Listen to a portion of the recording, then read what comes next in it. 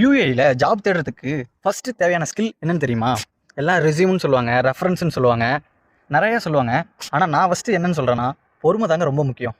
இங்கே வந்து எல்லாருமே 1 வீக்கில் ஜாப் கிடைக்கணும்னு நினைப்பாங்க. ஆனால் யூஏயோட ஜாப் மார்க்கெட் ரிதம் என்னன்னா, ரைட் டைம் ரைட் வேகன்சி வந்தால் தான் கிளிக் ஆகும்.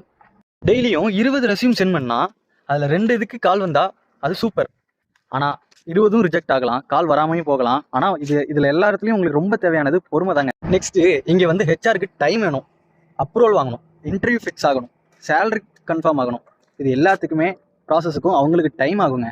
பொறுமையாக இல்லைனா ஸ்ட்ரெஸ் ஆயிடுவீங்க. ஸ்ட்ரெஸ் ஆனால் மிஸ்டேக் பண்ண ஆரம்பிச்சிருவீங்க. மிஸ்டேக் பண்ணால் ஃபேக் ஆஃபர் லெட்டரில் அக்செப்ட் பண்ணுவீங்க. ஜாப் ஒழுங்காக கிடைக்காம போகும். கிடைச்சாலும் அது நல்லா இருக்காது, சேலரி கம்மியாக இருக்கும், ஏதோ ஒரு ஜாபில் போயிடுவீங்க.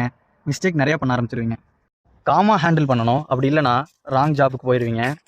நெக்ஸ்ட்டு டெய்லி ரொட்டைன் மெயின்டைன் பண்ணுங்கள்.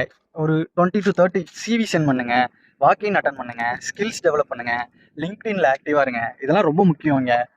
யூஏல 100% ஜாப் கிடைக்கும். ஆனால் ஃபாஸ்ட்டாக கிடைக்குமானா கேரண்டி இல்லை.